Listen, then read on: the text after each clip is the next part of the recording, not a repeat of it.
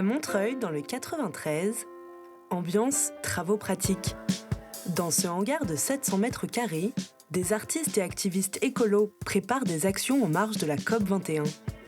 Malgré l'interdiction de la marche pour le climat, ils refusent de voir leur combat muselé.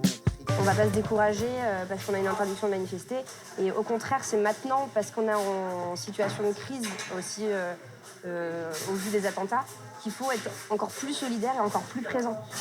Et là, on a une interdiction gouvernementale, ce qui est extrêmement regrettable, sachant que le marché de Noël n'est pas interdit, alors que c'est quand même aussi un regroupement énorme de personnes. Donc l'aspect sécuritaire, bien sûr, il est là, mais il y a quand même un gros enjeu politique à l'interdiction. Enfin, La réussite de la COP21, cette militante n'y croit pas. À commencer par le but des négociations, ne pas dépasser de 2 degrés le réchauffement climatique. 2 degrés, c'est déjà trop. Et avec les accords qui sont pour l'instant parus à la COP, on est à 2,8. Donc on est au-dessus du seuil de subsistance de l'espèce humaine, c'est un petit peu embêtant. Dans le hangar, tout le monde bosse dur.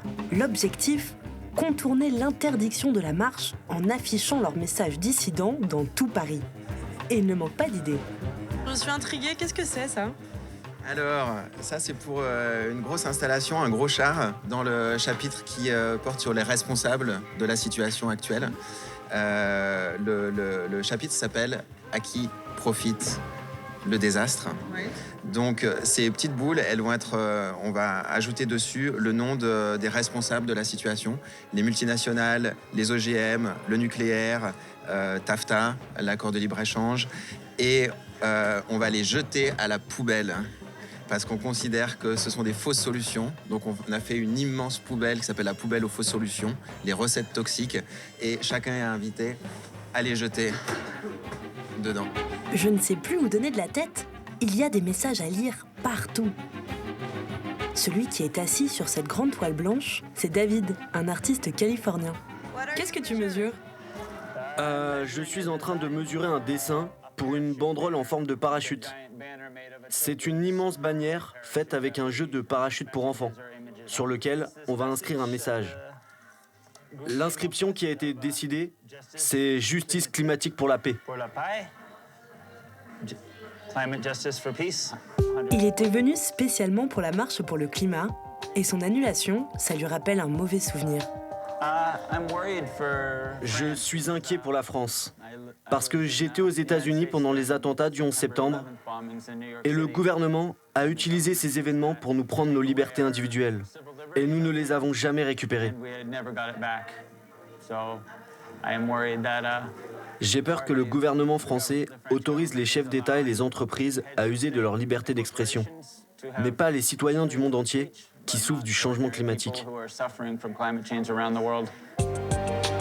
Réchauffement climatique, liberté individuelle, autant de messages à faire passer aux décideurs de la COP21.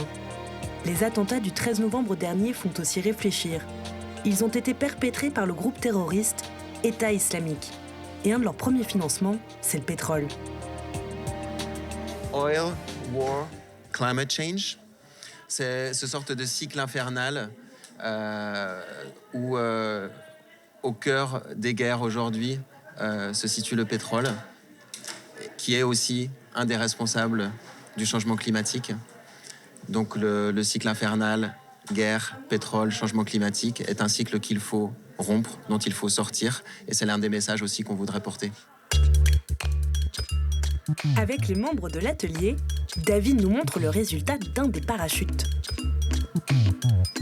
État d'urgence climatique, un clin d'œil à l'état d'urgence déclaré en France. Un message choc délivré avec bonne humeur.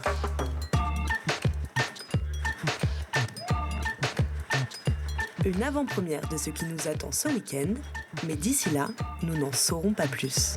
Où est-ce que ça va finir tout ça ? Alors on prépare des choses, on prépare des alternatives. On est des gens de l'alternative, pas des gens du découragement. Et vous en aurez la surprise le 29. Donc mystère. Mystère.